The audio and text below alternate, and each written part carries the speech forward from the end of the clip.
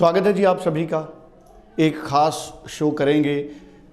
Canada में बड़ी संख्या में इंडियन स्टूडेंट्स पढ़ने के लिए जाते हैं और आजकल क्योंकि कोविड के बाद लगातार जो स्टूडेंट्स हैं वो अपने गार्डियंस को, अपने फादर मदर्स को, अपने दादा दादी को बुला रहे हैं। उसके लिए प्रोसीजर क्या है, सब एक प्रोसीजर एक समझेंगे जसमीत जी से।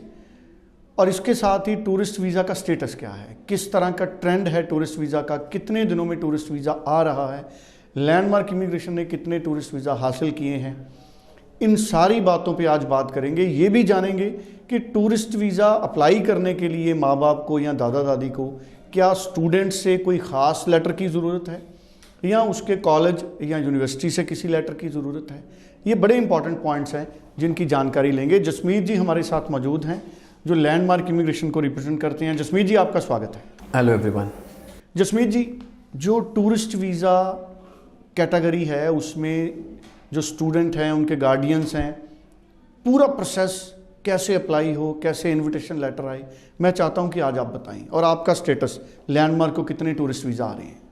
देखो, लैंडमार्क इमिग्रेशन साल में बहुत सारे टूरिस्ट वीज़ा प्रोसेस करता है। सो कम से कम नहीं तो साल के अगर मैं एवरेज लगाऊं सुरेंद्र जी तो 1000 वीज़ाज हम टूरिस्ट वीज़ा हर साल लेते हैं। 1000 टूरिस्ट वीज़ा हम हर साल लेते हैं। सो हमारी स्पेशलाइजेशन भी रही है 15 सालों से कि टूरिस्ट वीज़ा की जो हमारी फ़ीस है वो बड़ी जेन्युइन है। तो वो जेन्युइन फ़ीस के साथ ही क्योंकि लोग हम पे ट्रस्ट करते हैं तो टूरिस्ट वीज़ा हमारे थ्रू अप्लाई करना पसंद करते हैं।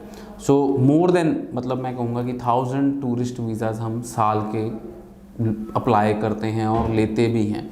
क्या कहते हैं, जो भी उनके पेरेंट्स हैं, आज की डेट में ज़्यादातर जो वीज़ा अप्रूवल आ रही है वो पेरेंट्स की आ रही है या दादा दादी की आ रही है या रिश्तेदारों की आ रही है जिनके पास स्पॉन्सरशिप्स है, या अगर आपके बैंक बैलेंस और इनकम टैक्स रिटर्न स्ट्रॉन्ग है तब भी आप टूरिस्ट वीज़ा अप्लाई कर सकते हैं। सो अगर आपका bank balance and income tax return strong है तो अगर आपका वहाँ पे कोई स्पॉन्सर नहीं भी है तब भी आप टूरिस्ट वीज़ा अप्लाई कर सकते हैं।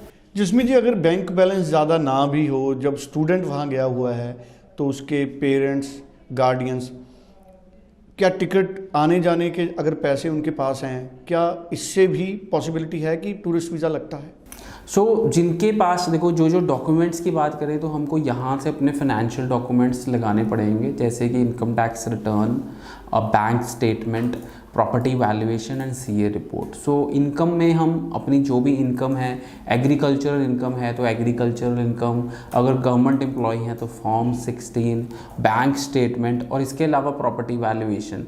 बाकी इसके अलावा आपकी कोई भी सेविंग है, पीपीएफ में आपकी सेविंग है या एलआईसी में आपकी सेविंग है या कहीं पे भी आपकी सेविंग है, वो आप इसके साथ पुटअप कर सकते हैं। सेकेंडली अगर मैं बात करूं तो आपको अपने डॉक्यूमेंट्स सारे के सारे इकट्ठे लगा के, हमारे पास एक चेकलिस्ट है, हम आपको गाइड करेंगे कि चेकलिस्ट के अकॉर्डिंगली आपको कौन से डॉक्यूमेंट्स तैयार करने हैं।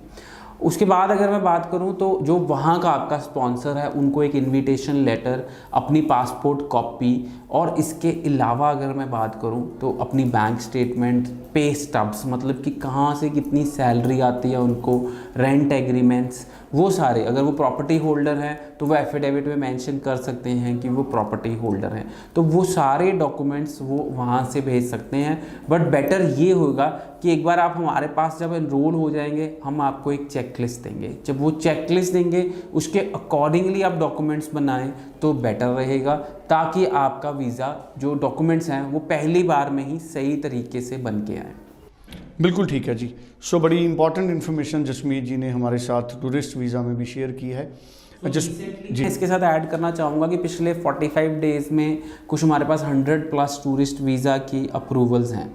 100+ टूरिस्ट वीज़ा की अप्रूवल भी हैं। जसमीत जी, जो स्टूडेंट है वो एप्लीकेशन खुद लिख के भेजे अपने माँ बाप के लिए, जो जिसको इनविटेशन लेटर बोलते हैं, कोई एफिडेविट है या कॉलेज कोई लेटर देता है? सैंपल हम सब प्रोवाइड करेंगे। जब बच्चा क्या कहते हैं हमारे साथ क्या कहते हैं अटैच होगा तो वो सारी हम उसको क्या कहते हैं डॉक्यूमेंटेशन, सैंपल सब प्रोवाइड करेंगे। बिल्कुल ठीक है जी। 904139 90412 इस नंबर पर आप अपना प्रोफाइल भेजिए या आप इस नंबर पर अपनी रिक्वेस्ट भेजिए, डिमांड भेजिए। जसमीत जी के साथ इन टच रहिए। जसमीत जी की टीम आपको पूरा मार्गदर्शन इसमें देगी। सो लैंडमार्क इमिग्रेशन का नंबर 9041390412, ईमेल नंबर भी लैंडमार्क इमिग्रेशन का आप साथ में भेज सकते हैं। जसमीत जी ईमेल भी बता दीजिए एक बार। बिल्कुल, info@landmarkimmigration.com, कॉल कर सकते हैं 90413 90412। अब हमारे हेड ऑफिस भी विजिट कर सकते हैं। Thank you so much Jasmeet ji.